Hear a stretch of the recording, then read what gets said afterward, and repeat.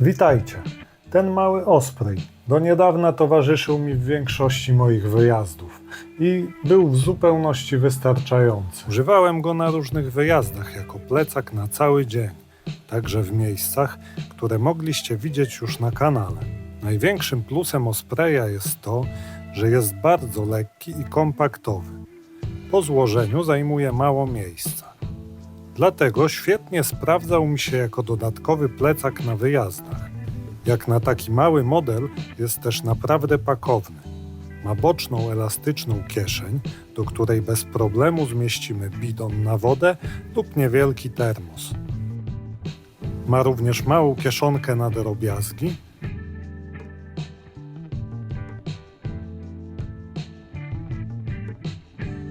i ogólnie dobrze działa wtedy, kiedy zależy mi przede wszystkim na prostocie i lekkości.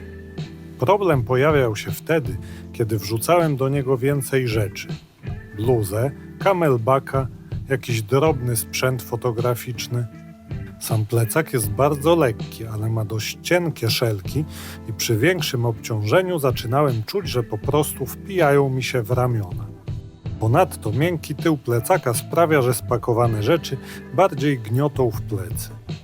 Dlatego zacząłem szukać czegoś, co będzie nadal lekkie, ale bardziej użytkowe. Tak trafiłem na Mamuta. On nie składa się do saszetki jak Osprey, ale od razu czuć, że jest bardziej nastawiony na wygodę noszenia. Miałem okazję już go przetestować podczas wyjazdu na tunezyjską dżerbę. Powiem wam, że świetnie się sprawdził. Plecak ma pas piersiowy, pas biodrowy, bardziej oddychające szelki i lepiej współpracuje z systemem hydracyjnym. Te siatkowe kieszonki z przodu są małe i raczej do niczego mi się nie przydadzą. Już po kilku krótkich testach okazało się, że bardzo wygodnie się go nosi. Mamut jest mniej pakowny, ale wygrywa tym, że jest bardziej dopracowany.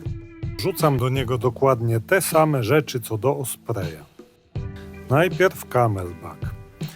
Jest na niego osobna przegroda, co jest bardzo wygodnym rozwiązaniem. Dzięki temu od razu widać, jak plecak się układa i ile miejsca zostaje na resztę rzeczy. Po spakowaniu widać już, że tej przestrzeni jest dużo mniej niż w Ospreyu. Z przodu Mamut ma jeszcze dużą siatkową kieszeń. Nie wygląda może super elegancko, ale jest bardzo praktyczna. Ja wkładam tam termos, żeby mieć do niego szybki dostęp. Na koniec ważę oba plecaki na pusto. Osprey ma 109 gram, a Mamut 328 gram, więc różnica w wadze jest naprawdę spora.